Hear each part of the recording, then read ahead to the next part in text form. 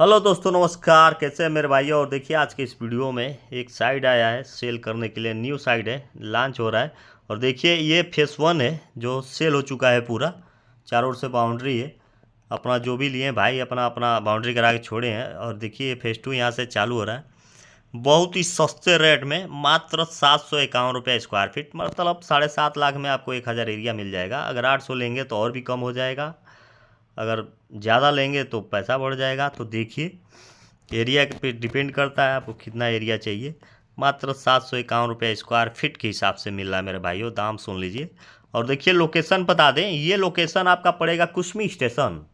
कुश्मी station के से 1 kilometre की दूरी पे ये साइड चल रहा है मेरे भाइयों। मात्र 751 रुपये स्क्वायर फीट के हिसाब से यहाँ पे आप लीजिए। अभी देखिए रास्ता का काम चल रहा है, जब आएंगे तब तक इसमें रास्ता भी निकल गया रहेगा। और यहाँ पे आपको तत्काल कब्जा भी मिलेगा, उसके बाद आप रजिस्ट्री करा सकते हैं। तो देखिए आबादी के पास में अच्छे लोकेशन पर, स्टेशन से कुछ ही दूरी पर ये साइड नया, ये आपका नवरात्रि स्पेशल ऑफ़र में सस्ता में दिया जा रहा है। तो देख सकते हैं, एक बार आइए आप प्लॉट देखिए, आपको पूरा समझ में आएगा। तो एक अपने लिए ज़रूर यहाँ पे प्लॉट खरीदें सस्ते में।